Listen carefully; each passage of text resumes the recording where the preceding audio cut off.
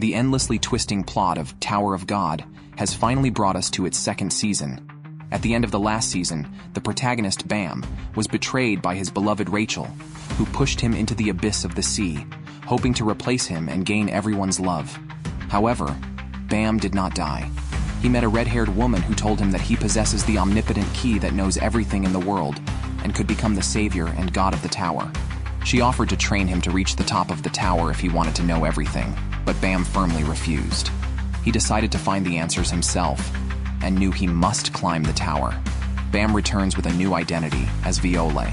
Yuri, one of the Jihad princesses and the first to appear this season, has now obtained 2 sacred weapons after retrieving the green April from the lizard woman. Upon returning home, she faces mocking remarks from her sister. After a brief exchange, Yuri meets another sister to seek help in finding Bam. Believing that the man she values would not die so easily, her sister agrees to help, but in exchange, she asks Yuri for a favor. The deal is struck. Meanwhile, Bam officially returns in another guise. This is the 20th floor of the tower, where selected members allowed into the tower are chosen again. If they pass the test, they can move forward, but the test is more difficult and comes with a high fee. Unknowingly, this floor has become a dumping ground for those who give up climbing. Here, the E-rank selection test, also known as the Bridge to Heaven, is held. Only a few can pass this nearly insurmountable wall. Echen, who has fallen to the 20th floor for various reasons, refuses to believe in curses and vows to pass the test and become the king of the tower. Predictably, he fails spectacularly. The man determined to be the king of the tower is defeated instantly. Extremely frustrated, Echen blames others even while bathing. Suddenly, the curtain is pulled back by his creditor coming to collect debts. With no money to pay, Echen tries to escape naked but is quickly caught and pressed into the bathtub. The creditor knows everything about him, including his failed test, and demands repayment of the exam fee with interest. Unable to repay even if he worked for 100 years, the creditor offers him another option: to participate in a full-body slimming beauty treatment, which is essentially organ trading. Ultimately, under duress, Echen signs his name. Just as the food I ordered earlier was delivered, the creditor uncle kindly paid for Echen. After all, Echen would repay him in full with his own efforts. At this moment, Echen was filled with regret. Had he known, he would have ordered his favorite sweet and sour pork. Now, he could only eat ramen here. The delivery girl had a similar story, burdened with debt from exam fees. However, the logo on the bracelet she wore suggested that her identity was not ordinary. After finishing the ramen, Echen returned the bowl. The delivery girl gave him a discount coupon, hoping he would pass his exams and order their ramen again. Promising to sneak in an extra egg, Echen accepted her kindness and promised her that if he became the king of the tower, he would definitely open a top-notch ramen shop for her. Having eaten his fill, Echen went to take another test. The first round was a 30-minute survival game, with a new participant entering every 3 minutes, determined by drawing lots. After 30 minutes, those remaining would advance to the next round, akin to a battle royale. Echen clenched an explosive ball, ready to rush in as soon as the door opened. But before he could act, a burly man flew in through the door. Only one participant was still standing inside. Echen thought he was doomed again, but he couldn't afford to lose here, or he'd really have all his organs sold. So, he bravely approached the long-haired man, kindly suggesting he conserve his energy for the next round, and introduced himself in a friendly way. Unfortunately, Bam was no longer naive. Reborn as Viole, he did not accept Echen's kindness, nor did he attack him. Instead, he silently sat down by the wall, ignoring everything Echen said.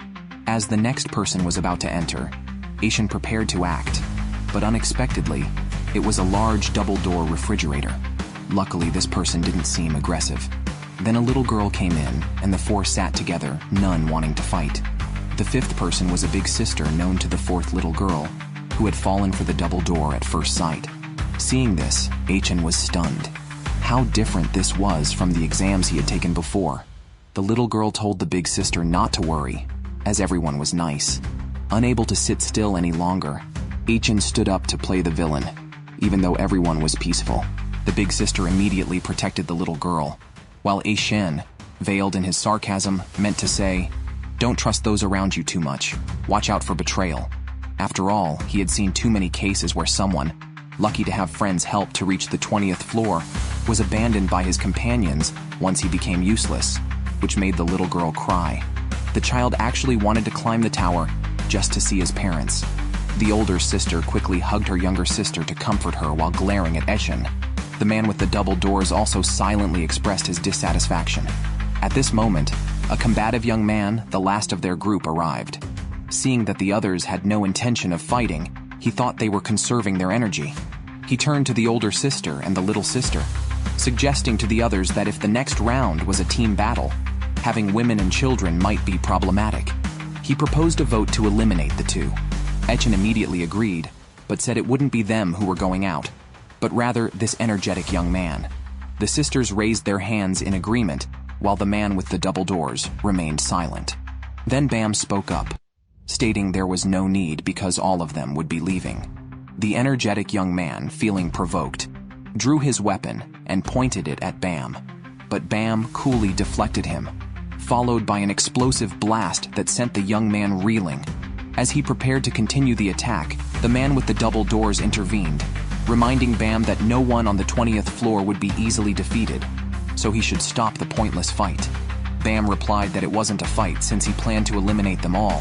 As the young man refused Bam's offer of peace, the man with the double doors prepared to fight, only to be preempted by the energetic young man, causing chaos.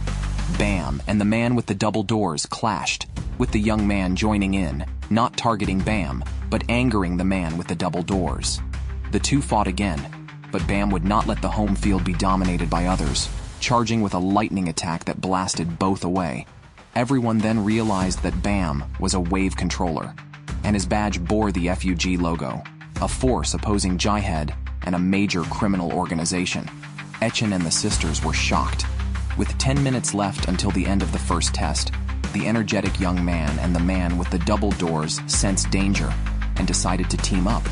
The young man said if the man with the double doors could immobilize the opponent, he could finish him off in one move. The man with the double doors charged, his massive body acting like a fortress. Bam's punches had no effect, and he was grabbed. Just then, the young man fired a light cannon from his spear, but in the next second, the man with the double doors was restrained, and Bam released divine water, not only neutralizing the light cannon, but also charging at the young man, ultimately slamming him against the wall. Next was the man with the double doors. With only 30 seconds left until the test ended, Etchen shouted for the others to scatter. As long as they could last until the countdown ended, they would enter the next exam. Unexpectedly, Bam first chased after Etchen, grabbing him by the collar and slamming him to the ground. Fortunately, Etchen reacted quickly, rolling away to dodge a punch. As he ran, he encouraged himself, "I must reach the top of the tower!" This statement stunned Bam for 2 seconds, reminding him of someone else who had shouted about reaching the top. During this moment of distraction, Etchen threw an explosive ball. Bam was hit and spat blood. A young man urged Etchen to press the attack, so Etchen threw another explosive ball. This time, Bam didn't dodge. However, when the smoke cleared, a red skeleton appeared on his back, protecting him. Meanwhile, the wounds on Bam's face healed quickly. Once fully recovered, the skeleton collapsed. Bam instantly dashed towards Etchen, but just as he was about to pierce Etchen's throat, the countdown ended. Etchen's life was spared, and the remaining people entered the next exam. Bam was the first to walk into the elevator, recalling how Kun had once reached out to him. Perhaps because Etchen had made the same gesture, he had spared him. Etchen narrowly escaped elimination in the first exam, and went with others to the second exam venue. Unexpectedly, they were among the first to arrive. 5 of them sat together, too intimidated to talk to Bam. At that moment, a little girl distributed chocolate bars, and a spirited young man gestured for one, but was ignored. Even she gave one to Bam, but not to him. Bam accepted the chocolate from the little girl, surprising everyone. The older sister couldn't understand why the girl would do something so risky. The little sister explained that their parents had told them to be kind to lonely children. This reminded Bam of his goddess, Rachel, who had once told him a story about someone who loved stars so much that they built a high tower to be closer to them, ignoring others' ridicule. Eventually, they reached the stars and could live with them forever. but Bam had asked if that person would feel lonely. Rachel thought they certainly would, as they could only interact with the stars, without family or friends, despite the joy of being with others. More people gradually arrived, including the one who had given Echen ramen and the fire-breathing woman who had eliminated him in the first round of the last exam. Unfortunately, she didn't remember him. Her headband indicated she was from the Yeon family, one of the 10 great families. It was unclear why such a lady would end up on the 20th floor. Echen then spotted an acquaintance, his creditor, who greeted him and pointed out a young master, the president's son, who had reached this floor through his father's influence. Not only had the father bribed the examiner, but he had also hired a group of mercenaries to protect his son. One of these mercenaries, a formidable man, had reportedly beaten Hats, known as the right-arm demon. The fire-breathing woman was also a bodyguard for the young master, having fallen into debt after failing the last exam. The creditor, seeing an opportunity with the young master's bodyguards, had signed up for this selection without hesitation. He came to warn Echen to prepare for elimination, as the young master planned to eliminate everyone in the next exam.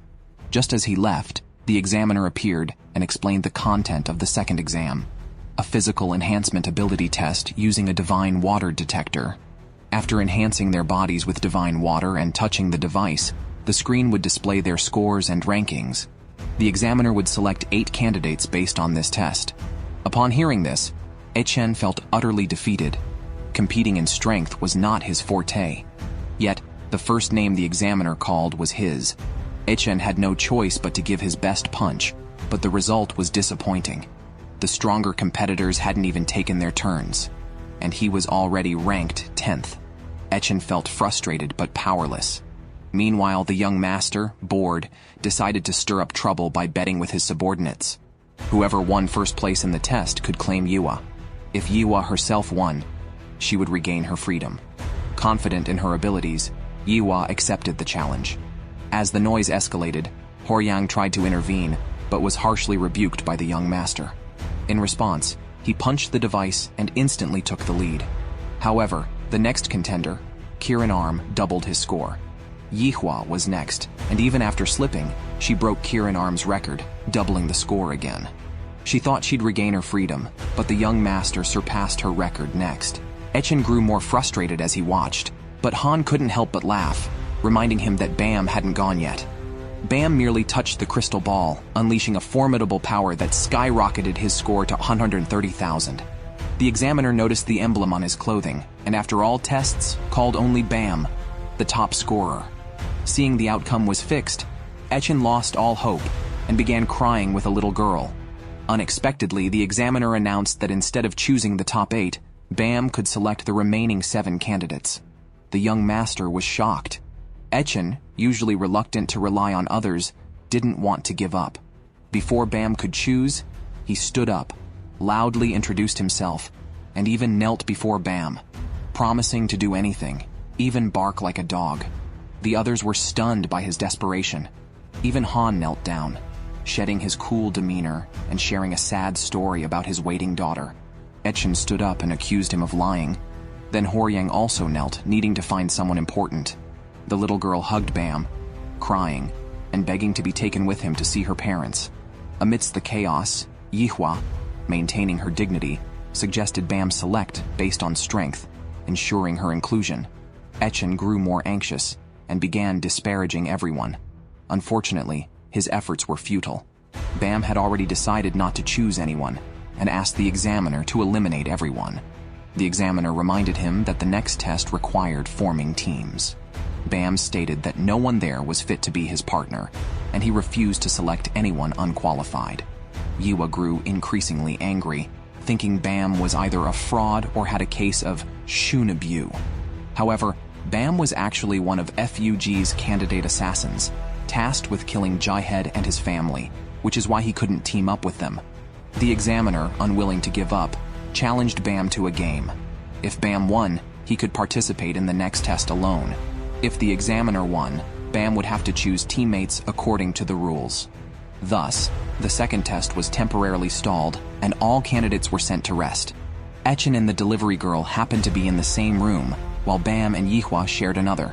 Yihua mistakenly thought Bam was a girl and, not wanting to be left out, awkwardly tried to befriend him by inviting him to bathe together. Bam got up to go with her, but entered the men's bath, shocking Yihua so much that she dropped her clothes. Inside, Echen was searching for something and was surprised to find the ring with G-Head's emblem in Bam's possession, who claimed to have found it on the floor. Echen tried to bluff his way through the encounter, but Bam simply returned the ring to him without further comment. Meanwhile, the examiner met with the chief examiner and refused to change his decision, insisting that Fug must be executed. Echen is sharing a room with a girl, and yet he's bored. He can't fall asleep so early. The delivery girl then pulls out a small box from the drawer. Meanwhile, in the supervisor's examination room, the chief examiner reminds the other examiners not to let personal grievances affect their treatment of Bam, a member of the Fug organization. However, the stubborn young boy refuses to listen, even as his chubby face is nearly pulled off. Things aren't calm in Bam and Yihua's room either. Yihua has discovered that Bam is a boy and is now worried he might make unwelcome advances. Bam straightforwardly states, "I am not interested in your body," which only makes Yihua angrier. Back with Echen, he calls Han and Horyang together and plans to invite Mana and Goseng to play a card game. Just then, Mana is offered candy by an elderly lady, whom Han suspects of not being trustworthy. After questioning her sternly, the lady, who says she works at an orphanage and took a liking to Mana, is frightened away by Han's demand to keep her hands off Mana and leave. Han then warns Mana not to eat the candy from the stranger, though he himself does not appear trustworthy, having previously mentioned eliminating women first. Terrified, Mana starts to cry, just as Goseng returns with drinks, and they all go to play cards in the room. After a few games, Mana and Horyang go to sleep, but the others continue playing. Goseng can't help but feel that leaving together and living happily could be a possibility, a thought that resonates with everyone. Later that night, Echen confides in Nia that they must pass the exam to enjoy sweet and sour pork using the coupon Nia had given him. Just as they try to sleep, the communicator in the room goes off. The examiner announces that the exam starts now. The next exam is called the Trustworthy Room. The task involves ensuring more than 7 teammates and 6 rooms. Each room must appoint a leader and a gatekeeper using a remote control. The leader can enhance the team's ability to seize rooms. Any teammate or room seized will be transferred to the leader, while the room's ownership goes to the gatekeeper. Rooms can only be seized from the gatekeeper.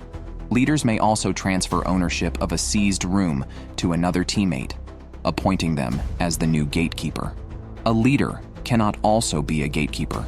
Adding teammates and seizing rooms are controlled through the remote, which also has the functions to lock and unlock the room.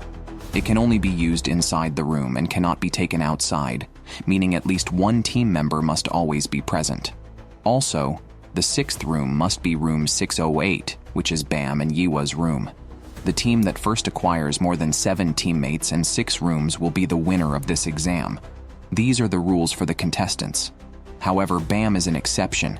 His connector is in the hands of the examiner, which means his room's connector also serves as both leader and gatekeeper.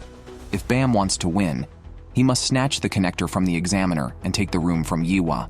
However, there is another way. If the number of contestants drops below 7, Bam automatically wins. After the examiner explains the rules, the exam begins immediately. Contestants in each room begin to strategize. Goseng and Mana, being the weakest team, plan to form alliances with others. Goseng leaves Mana in the room, instructing her not to open the door for anyone but him, then goes out to find allies. The young master is paired with his strongest bodyguard, but he does not trust him. When hiding the remote, he specifically asks the bodyguard to close his eyes and leaves him to open the door. Meanwhile, Yihua, holding the remote, confronts Bam. She does not understand Bam's choice. She believes that if they simply followed the examiner's directive to select 7 people to advance, there wouldn't be so many complications. However, Bam argues that not everyone can be happy, only certain individuals can be. After saying this, he asks Yihua to give him the remote. Naturally, Yihua is not willing to hand it over so easily, but before she can use her powerful move, she is immobilized. Bam takes the remote and leaves the room. As soon as he opens the door, he encounters the young master, who is also immobilized before he can finish his harsh words. Bam doesn't even bother to engage with him. Han and Horyang are deciding who should be the leader and who the gatekeeper. Ultimately, Horyang steps back, knowing Han is worried about Mana, and lets him do what he wants. Han initially does not want to accept this kindness, but when he hears noises from Mana's room, he immediately rushes over, telling Mana to open the door and assuring her that he is not there to take the room. However, there is no response inside, and he becomes frantic, banging on the door, haunted by memories of his daughter being taken away. Could he be experiencing the same feeling again? Fortunately, Mana finally speaks up. She has been hiding under the covers, terrified because her sister had instructed her never to open the door to anyone, including the lady who came earlier. Han is somewhat relieved by this, but when Mana says he is even worse than the lady, he is angered, remembering how he entered the exam intending to eliminate Mana and Goseng, looking fierce. Mana's parents had told her to stay away from such vicious people, but she is too scared and hopes Han will stay outside with her. Surprisingly, Han agrees, despite complaining about why such a frightened girl would even attempt to climb the tower. Mana brought up her parents again, saying that they told her climbing the tower would make someone great. She then questioned Han about his reasons for climbing.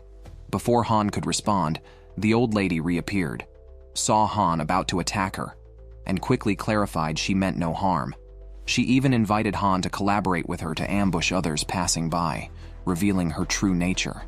After all, how could someone who spoke of reducing the misfortunes of others wear so many lavish rings? They soon started fighting. Mana, overhearing the commotion outside, became even more frightened. Meanwhile, Echen and Nia were hiding in their room until Goseng came to find them. He gave them his connector as a sign of his commitment to forming an alliance. Goseng knew he was only there by luck and lacked true strength. He had even planned to give up this time. However, after meeting Echen, he changed his mind, wanting to climb the tower together and entrust his fate to Echen. Echen was surprised to find himself becoming someone else's belief. The three of them chatted amicably in the room while the young master, freed from immobilization, cursed as he moved to another room, but was stopped by Echen's creditor, who mentioned that he had just seen the bodyguard dead. Echen then returned to their room with Goseng. At the entrance, Han had the old lady tightly bound and was playing word games with Mana inside. With Goseng's return, Mana felt safe to open the door. It seemed they had no choice but to team up. They discussed what actions Bam might take. Han believed Bam would directly confront the examiner. Goseng mentioned seeing Bam in the corridor earlier, while the young master insisted that Bam had killed his bodyguard and was set on seeking revenge. At that moment, two strangers burst into their room, offering to become the young master's companions. At the same time, Bam, as expected, arrived in front of the examiner. The examiner, aware of the intelligence from Fugue, revealed that Galaga, who had recently become an assassin, was taking the test with a special mission from Fugue. The mission was to kill specific candidates during the test, and to either help one of these candidates pass or eliminate all other candidates, ensuring only his own qualification. Such actions disregarded the rules of the test, prompting the examiner to vow to eliminate them all. However, he was willing to give Bam an opportunity and demonstrated a device nearby. Bam was to catch a connector launched by a pitching machine before it could be intercepted by a glove on the other side. He would be given only 3 chances. If he failed to catch it even once, he would be directly eliminated. If he quit midway, he would be allowed to join the subsequent tests alongside the winners. During this, the examiner would interfere and might even accidentally kill him. Nevertheless, Bam insisted on taking the test. Soon, the connector was launched. Bam immediately immobilized it and was about to grab it when the examiner rushed up and kicked the connector away. Then came the second ball. As soon as the examiner shouted, "Pitch," he took off. Bam quickly followed and managed to immobilize the examiner for a moment during his counterattack, preventing him from landing a hit. However, the examiner's strength was not to be underestimated. His powerful punch was too much for Bam to withstand, sending him flying back. Then, standing over him, the examiner said condescendingly, "It seems you trust yourself too much. Why does the junior examiner hate Fug so much? It's because his parents were killed by this organization. So now, he is essentially taking personal revenge." He asked Bam why he joined Fug, and Bam replied that there's someone he wants to meet at the top. Whether it's for revenge or not, he won't know until he meets them. Meanwhile, Yiwa is alone in her room when someone claiming to be from the young master's subordinate knocks on her door. As soon as she opens it, the person takes over her body.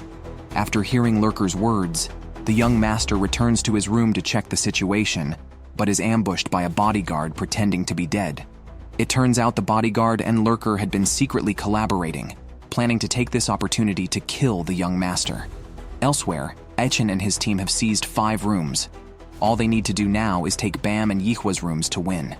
Before setting out, Echen calls Nia, who stayed in the room, but hears Lurker's voice instead. Nia betrays Echen, opening the door for Lurker. She did this out of desperation, just to protect someone. When she first came to the 20th floor, she was abandoned by her tower-climbing companions and was taken in by an elderly woman. Since then, Nia decided to stay and help the grandmother. But since Lurker and his group arrived, they haven't had a day of peace. Lurker told her that eliminating other candidates could erase her debts. Lurker was resolved to help the grandmother, but meeting Echen gave her the idea of climbing the tower again. Yet she could never leave the grandmother behind and had to make this choice. Nia cries and apologizes to Echen, who knows she is fighting to protect someone important to her and doesn't blame her, even calling her a true hero. But then, Lurker says he can't pay off the debt to the shop because the young master is too annoying. He plans to kill the young master and take over himself. Nia is heartbroken, wondering what her betrayal was for. Angered, Nia rushes at Lurker, trying to take the remote control from him, not knowing that Lurker never intended to spare her life. Echen listens to the sound of a fierce beating, hearing Lurker lament, "Finally, she's dead," as only a large pool of blood remains on the room's carpet. Echen is filled with rage and hatred, vowing to kill this beast. Lurker doesn't care, considering Echen's rage as impotent fury, especially since they now have 7 companions. Soon, the young master's room will also be theirs, and Yiwa's room is already in their hands. Lurker declares from a high position, "You're finished." However, Echen seems to have thought of something and says, "It's not over yet," before running out. Horyang guesses he's going to find Bam, the demon. They should use this time to rescue the young master and disrupt Lurker's plans. At this moment, Bam was still battling the junior examiner. There was only one chance left with the last ball. As soon as the remote control was launched, the examiner sped toward it on his divine water skateboard. Mimicking him, Bam used the divine water to flip in the air and instantly reappeared in front of the examiner, throwing a punch. The examiner quickly raised his arms to block, but the next second, Bam replicated a move he had used earlier. Just as the examiner was about to be overwhelmed, he grabbed Bam's wrist, immobilizing him and moved behind him. He was about to pick up the remote control from the ground when Echen called out to him. Echen also threw an explosive ball, blasting the remote control toward himself, seizing the initiative. Echen immediately asked Bam for help, declaring himself the worst of villains, and proposed they together teach a lesson to those half-baked evils. If Bam agreed to help him, he would return the remote control. The examiner tried to snatch it, but heard Echen reveal that the guy had killed Nia. It turns out Echen too had been abandoned, initially having many companions, only to end up alone eating sweet and sour pork. Feeling lonely and scared at that time, he had finally found a companion to share the meal with, but then, tearfully, Echen asked the examiner whether the tower was built to fulfill wishes or to abandon them. Regardless, he could not let those who trample on others' lives go unpunished, even if it meant allying with demons. Echen once again invited Bam to join him. Meanwhile, the young master was being brutally beaten by a bodyguard and realized he had been betrayed. Just then, Lurker returned, holding Yiwa hostage, and ordered the bodyguard to kill the young master. Horyang intervened, knocking down another bodyguard beside Lurker. Lurker then commanded Yiwa to burn Horyang alive. Horyang resisted and was about to unleash his power when Bam rushed over, declaring his lack of interest in Yiwa's body. He then pulled a green substance from her mouth, which had been controlling her body, and destroyed it with a punch. Sensing danger, Lurker ordered the inside bodyguard to kill the young master immediately. Fortunately, just in time, Horyang stepped in, demonstrating the true power of the Kirin arm sealed in his right hand, a demon's power. Horyang annihilated the bodyguard, causing the young master to exclaim in admiration, calling him Lord Demon. Bam and Echen also caught up with Lurker. Seeing the situation turn dire, Lurker's remaining teammate immediately abandoned him. Lurker then questioned Achen, asking if he brought Bam along to die together. As he raised his arm, Achen kicked it fiercely. Achen had already noticed that Lurker was manipulating the divine water using a water tank in his pocket, and he told Lurker that he was now receiving his punishment. Achen then stomped hard on his arm, stating this was not his revenge, but vengeance for those tortured by Lurker, including Nia. Achen conjured a weapon from the divine water. Realizing he could not escape, Lurker laughed, questioning the difference between murder and justice, claiming they were all justifying their actions in the name of revenge or divine retribution. Achen shouted that he was nothing like Lurker, who retorted that it was all the fault of the damn president. Lurker shared that, like Achen, he had borrowed money to climb the tower and had accrued a massive debt, forcing him to abandon his climb and take this conscience-straining job. The president had asked him to guard his son, who was about to climb the tower, and Lurker was infuriated by the president's manipulation of dreams and talk of love. But he had realized that this tower was inherently unreasonable. Kill or be killed. After hearing this, Achen became even angrier. Was it for such reasons that Lurker killed innocent Nia? Yet he ultimately could not bring himself to kill Lurker, as doing so would only perpetuate the tower's irrationality. Thus, he chose to forgive, which unexpectedly broke Lurker's composure. "Why do you forgive me?" Achen declared that he would change the tower himself, aiming to become the king of the tower and change everything that made it irrational.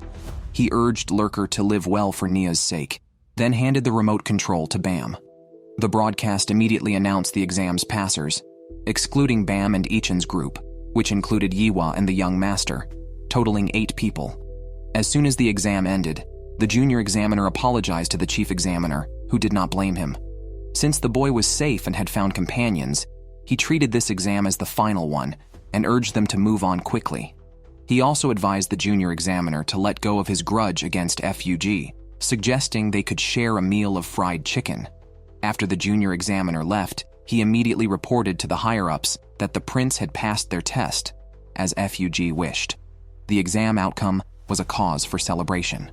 That evening, Bam sought out Achen to ask why he had forgiven that man. Achen replied that he probably sought forgiveness himself, as he was no different from Lurker, having deceived others for the sake of climbing the tower. Achen admitted that he might kill more people in his quest to climb the tower, and his goal was not noble, merely to make the tower a place where everyone could laugh under the same roof. For this, he needed Bam's help, which Bam agreed to, adding that it was because it was the rule. The next morning, Bam looked up at the sky, where his former companions awaited him. After Bam was eliminated, Kun unexpectedly took over his wife Rachel. Before a previous exam, Kun recalled how Bam had appreciated his constant support and help in enrolling himself and Rachel. Unbeknownst to Bam, Kun had harbored similar thoughts. A few days later, Kun received news of Bam's demise during the exam. With Kun's intelligence, he naturally doubted Rachel's words. He then heard about a substitute assassin on the 20th floor who had won a duel against a skilled fighter from an unknown family. The informant, Eden, rumored to be an unrivaled speedster up to the 25th floor, had refused all team invitations. Kun now offered an olive branch, proposing a bet with Eden to see if he could catch him. If Kun won, Eden would join his team. If Eden won, he would receive a large floating stone. Before starting, Kun told Eden that everyone in the cafe was hired by him, provoking Eden, who then grabbed the floating stone and ran towards an emergency exit which was unexpectedly locked. Kun was already behind him. The cafe staff were not actually hired by him, just a ruse to make Eden use the emergency exit. Unfazed, Eden boasted of his superior speed, escaping through the front door, casually telling the waitress to charge the blue-haired man. The next moment, he was sedated by a dart. Kun picked up the floating stone and took the unconscious Eden back to the base. Upstairs, Kun and Rachel exchanged gentle greetings. Upon waking, Eden found himself next to a muscular man, Rupi, who claimed to be Kun's partner and explained this was their team's dorm. Despite his lack of intelligence, Eden honored the bet and joined the team. Rupi introduced him to the others and advised caution as no one here was easy to provoke. Curious, Eden asked about Kun's reason for climbing the tower and learned of Rachel's inability to walk, Kun was determined to take her to the tower's top, hence the recruitment of strong partners. Mistaking Rachel as Kun's wife, Eden was kindly warned by Rupi never to say that in front of Kun, or he might lose his fingers. Rachel was putting on an act, claiming she had dreamt of Bam the previous night and couldn't forget how he vanished with a monster to save her. Kun comforted her by caressing her face, saying Bam wouldn't want to see her cry. Rachel then hugged Kun tightly, although he did not hug her back, but simply smiled and told her she could rely on him anytime and that they would soon climb the tower again. He advised her to rest well. Once he left the room, Rachel immediately changed her expression and walked normally, revealing her legs were fine. Kun knew this and quickly washed his hands after leaving, fearing she had dirtied him. He was certain she had killed Bam. Rachel had returned alone with the news of Bam's death during a fight with a monster. Kun didn't trust her. The proctor had secretly called a doctor to heal her legs, but the doctor found nothing wrong with them. Rachel's deceit implicated her in Bam's death, whether willingly or coerced. Kun shared this information only with Shibisu, fearing it could split the team Bam wanted to protect. Kun planned for Shibisu to lead the team up the tower while he dealt with Rachel, leaving the dirty work to the cruelest among them. Meanwhile, the other team members weren't surprised by Eden's arrival. Some joined to meet Princess Andorsi, as she and Kun were classmates from the second floor tests, and like partners, might climb the tower together someday. Hearing about potential strong additions to the team, Eden felt less opposed. However, a battle was necessary to determine their order. Eden was confident, challenging them to show their strength. Immediately, 3 members forfeited, and Eden was quickly defeated, leaving only Rupi and Kun. Rupi had wanted to use the newcomer's arrival as a pretext to challenge Kun, but had never won before, and this time was no different.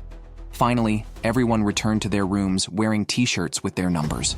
Rupi's shirt revealing his abs, perhaps due to a purposely wrong size.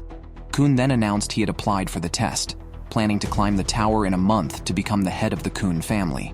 He promised great rewards to his team members, but required them to form a protective circle around Rachel, treating her well at all times, yet reminded them never to become emotionally involved or befriend her. This way, they could abandon her without hesitation when necessary, preferably disliking her because she had killed Kun's best friend. Meanwhile, Rachel burst into laughter looking out the window. Bam and his new teammates were getting along well. The 8 advancing teammates lived in the same house. Surprisingly, the young master and Mana hit it off. Yihua had just returned from gathering information from her family. Not seeing Bam, she asked about him and learned he had gone to the shopping district. She questioned Echen and Han for not accompanying him, wondering if they hadn't heard the rumors about him causing trouble there. However, they didn't believe Bam would do such a thing. The more they spent time with Bam, the more they realized what a good person he was. He even rented the house they were staying in and often cooked and cleaned with everyone. Yiwa, on the other hand, was not good at these tasks, and frustrated, ran to the shopping district to personally monitor Bam and expose his true nature. Upon arriving, she saw Bam enter a store and followed him inside. Unexpectedly, she walked into a robbery where the robber claimed to be Bam. After the store clerk scolded the imposter, the real Bam quickly subdued him. The clerk then noticed Yiwa and alerted Bam, "Your friend is here." Yiwa followed Bam to a store where she saw him talking with a mysterious redhead woman. Soon, a muscular man entered. Yiwa immediately assumed all 3 were members of Efug. They recognized her as a member of the Yan family from her hair accessory. Bam quickly spoke up for Yiwa, introducing her as his companion. The man named Xia smiled warmly, but Yiwa was unimpressed. She accused Bam of being a liar for hiding his contacts with Fug and called Xia a cheap, curly-haired old man, angering him enough to want to hit her. Bam knocked Yihua unconscious to avoid further conflict and took his colleagues back to the apartment to introduce everyone. Xia brought gifts, insisting they were not bad people, and revealed he was Bam's martial arts master. Concerned that Bam's gloomy nature might alienate his teammates, Echen vehemently denied it. Han noted this did not match his expectations of Fug. Yiwa warned him not to be deceived, maintaining that Fug was untrustworthy. Confused, Han asked why she didn't just leave Bam for another team if she despised Fug so much, suggesting she feared her inability to control her power being exposed. Yiwa did not deny this, but Han remarked that their team was full of defects, so it didn't matter much. Etchen was surprised to meet someone more talkative than himself in Shia, whose chatter never ceased. Suddenly realizing Bam was missing, they went to fetch him. Goseng took the opportunity to take Mana to sleep. In the end, only Etchen and Karen were left. Karen congratulated Etchen on surviving Shia, explaining that the upper levels wanted Bam to climb the tower with a team of equal strength and had sent Shia to kill his current teammates and form a new team. However, Shia chose to respect Bam's wishes and spared them. Thug planned to send Bam to kill Jihad, who had made a contract with the tower's administrator to become the king, making him unkillable by tower residents. But Bam was not from the tower. Etchen wondered why Bam would become an assassin. Perhaps he harbored hatred towards Jihad. Karen corrected him. Bam was forced into it after being pushed down by Rachel and saved by Thug, who threatened to kill all his loved ones, starting with Rachel. Despite being betrayed, Bam stood up to protect her, as Yuhan, an overseer who was secretly a Thug member, was astonished by his loyalty. Rachel had betrayed Bam of her own volition, just to climb the tower. Bam could not understand it, but even for Kun and the others, he had no choice but to embark on the path of an assassin. Hearing all this, Etchen felt angry for Bam, and Karen, though not condoning their actions, acknowledged that achieving their ideals required some wrongdoings. On the rooftop, Shia found Bam. Although both are members of Thug and bound by circumstances, Shia genuinely wished for Bam's happiness. At night, unable to sleep, Etchen also went to the rooftop to find Bam. His perception of Bam had completely changed, and he felt sorry for previously calling him a bad person. In reality, Bam was truly good-hearted. Because of this, they had to pass the next test no matter what. Unexpectedly, Yiwa also came up, prompting Etchen to switch topics and start bickering with her, which angered Yiwa enough to literally breathe fire, grilling Etchen. This woke everyone else and drew them to the rooftop, filling it with laughter and chatter. Shia quietly watched them, noticing someone watching from another building. The next day was the day of their test. The organizers had arranged an airship, indicating the test location was at sea. As they spoke, the airship began to shake violently as a massive creature known as the god sea fish, revered by those on the 21st floor, emerged from the sea. The test involved entering the fish and retrieving a gem-like flower. Success meant passing the test. The god sea fish had 2 respiratory holes, one on its back and another on its belly, so Bam's team split up to enter through these openings. However, the fish turned over every 30 minutes, requiring them to time their actions carefully. Bam, Yihua, Horyang, and the young master were in one group. They started off poorly when their engine failed. Yihua, frustrated, burned the steering wheel in anger. Just then, the fish began to turn over, causing the young master to panic and urging Yiwa to quickly use her invincible fire to find a solution. The 4 stood dumbfounded on the small boat as the fish rolled over, crushing them beneath.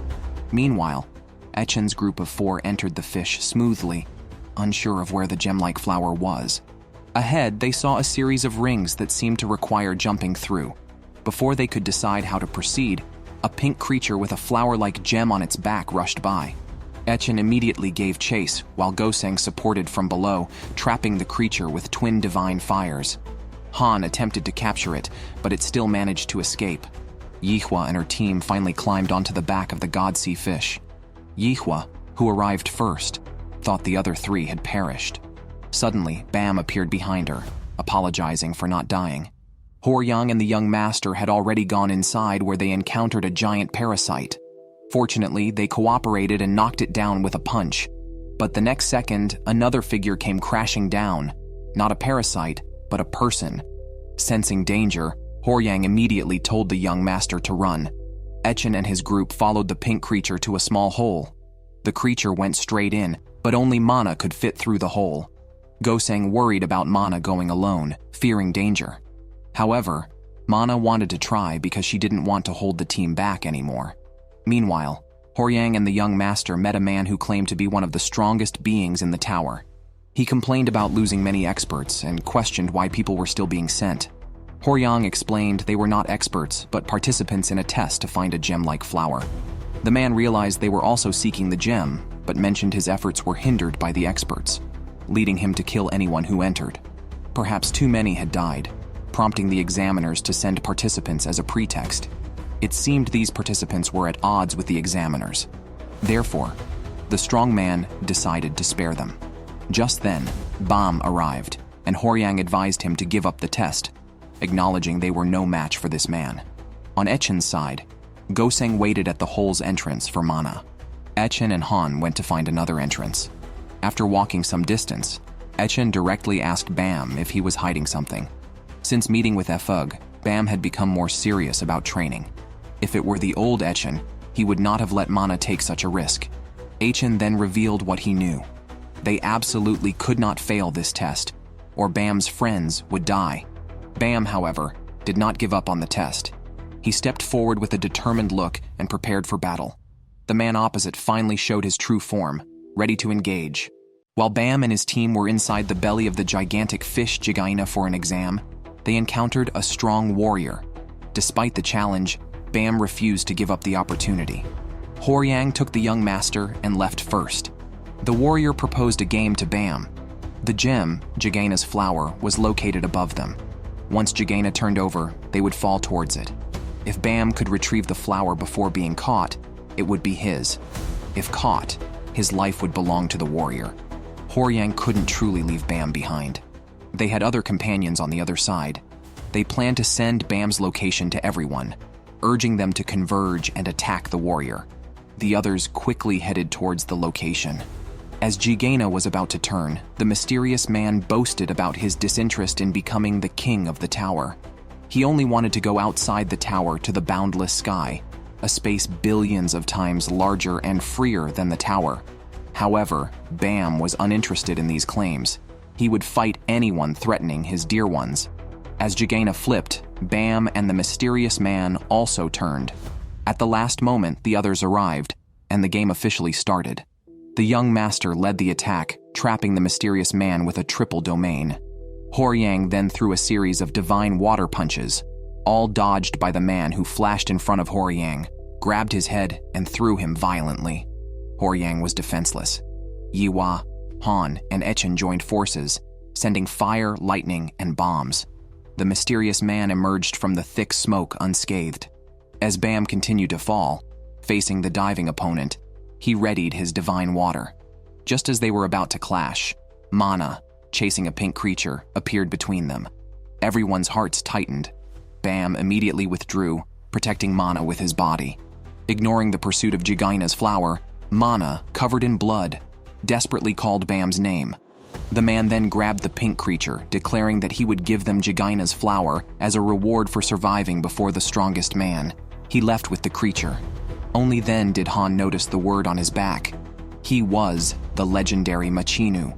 Machinu emerged from Jigaina's body and faced 3 experts charging at him. With a casual wave, he knocked them all down and stepped on the last one's head. He revealed that they were Jigaina's children, nourished by the flowers they kept harvesting to maintain their scarcity on the 21st floor.